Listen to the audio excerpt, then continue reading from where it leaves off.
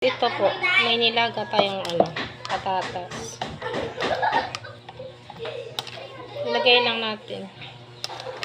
Kailangan kasi sa sa Quaker Oats may halong gulay. I-blend lang natin 'yan.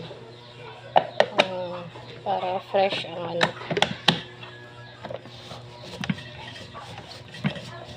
para masustansya ang almusal ni Lola. Ayan po, i-blend na po natin.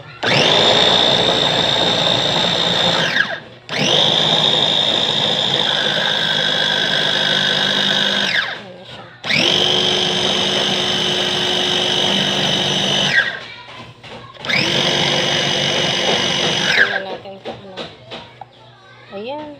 Okay na. Bango.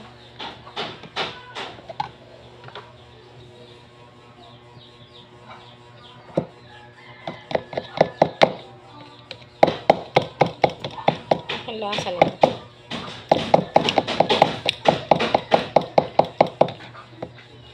Ito na po yung resulta niya. Yan po. Yan na po yung almusal ni Lola ngayong umaga. Thank you for watching po.